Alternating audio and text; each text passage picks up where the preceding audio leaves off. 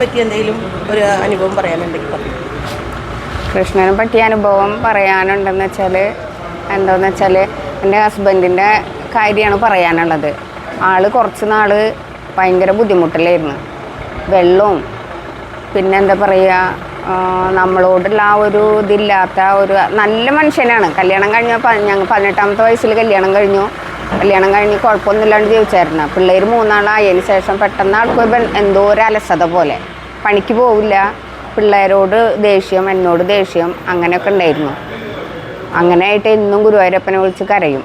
അങ്ങനെയായിട്ട് ഒരു ദിവസം ജോത്സ്യൻ്റെ അടുത്ത് പോയി നോക്കിച്ചറിഞ്ഞപ്പോൾ ആൾക്ക് സമയത്തിൻ്റെ ഒരു കൂട്ടുകാരൻ കിണറ്റിൽ വീണ് മരിച്ചിട്ടുണ്ടായിരുന്നു. അതിൻ്റെ ഒരു ശല്യമാണെന്നാണ് പറഞ്ഞത്.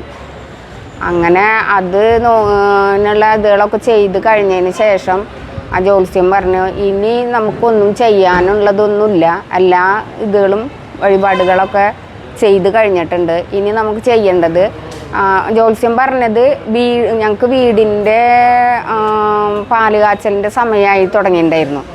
അപ്പോൾ ആ പാല് കാച്ചൽ കഴിഞ്ഞാൽ ഈ ഗൃഹനാഥന് ഇതിൽ ജീവിക്കാനുള്ള ആയുസ്സില്ല എന്നാണ് പറഞ്ഞത്. അപ്പോൾ ആയുസ്സിന് വേണ്ടി ഇനി എന്താ ചെയ്യണ്ടേന്ന് ചോദിച്ചു ഞാൻ. അപ്പോൾ എൻ്റെ അടുത്ത് പറഞ്ഞത്, ഒന്നും ചെയ്യാനില്ല, കെടാവിളക്കായിട്ടില്ല, ദിവസം ഗുരുവായൂരപ്പന് വിളക്ക് വെച്ച് പ്രാർത്ഥിക്കുക. ആളുടെ ആയുസ്സിനും ആരോഗ്യത്തിനും വേണ്ടി പ്രാർത്ഥിച്ചാൽ ഒരുപാട് വ്യത്യാസങ്ങൾ അതിൽ നിന്ന് ഉണ്ടാവും എന്ന് പറഞ്ഞു. വീട് കയറി താമസം കഴിഞ്ഞിട്ട് 9ാമത്തെ കൊല്ലാണിത്. ഇപ്പോഴും ആളെൻ്റെ കൂടെ, ഞങ്ങൾ സുഖമായിട്ട് ജീവിക്കുന്നത്. കുറച്ച് നാളാണ് ആ ഒരു ബുദ്ധിമുട്ടുണ്ടായിരുന്നുള്ളൂ. അത് ഗുരുവായൂരപ്പൻ്റെ അനുഗ്രഹമായിട്ട്, ഏറ്റവും വലിയ അനുഗ്രഹമായിട്ട് ഇപ്പോഴും അങ്ങനെ ചിന്തിക്കണം. ഇന്ന് കാലത്ത് വരെ ആ വിളക്ക് മുടക്കാണ്ട് വെച്ചിട്ടാണ് പോകുന്നത്. എന്നും അത് പറഞ്ഞ് പ്രാർത്ഥിക്കുകയാണ് ചെയ്യുക. പിന്നെ എന്ന് വെച്ചാൽ ഞാൻ 9 വർഷമായിട്ടൊരു ഹൈപ്പർ മാർക്കറ്റിൽ വർക്ക് ചെയ്തായിരുന്നാണ്.